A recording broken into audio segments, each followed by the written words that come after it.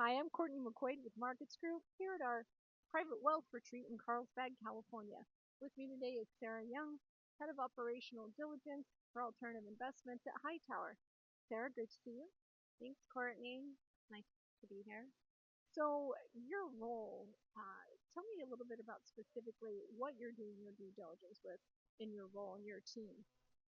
So, while a lot of investors focus on the investment philosophy and return potential, my diligence focuses on the operational infrastructure and controls and back office for the private market managers we invest with.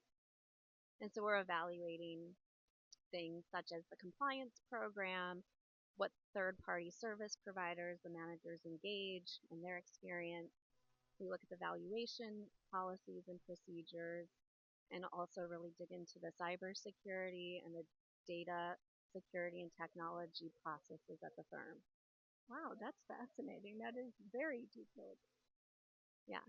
And so at the conference, the panel, we'll dig into that even more and talk specifics with, how the markets are changing with higher interest rates and how that affects the diligence and focus on the private market managers before we approve them for our clients to invest in.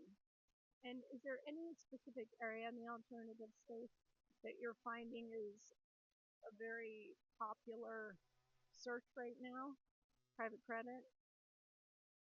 I mean, private credit is just given what happened with the banking, foreclosures and the banks aren't lending as much, so some of the smaller, medium-sized companies are turning to the private lenders.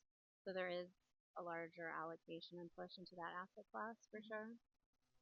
And then also just like a kind of a hot area of focus specific to what I'm doing in the private market world is the increase in the regulatory risk because the SEC has just released at the end of last year the new private market fund rules for advisory firms that are SEC registered. And so during my operational diligence reviews, really want to understand like what the compliance team is doing to get prepared to meet those regulations.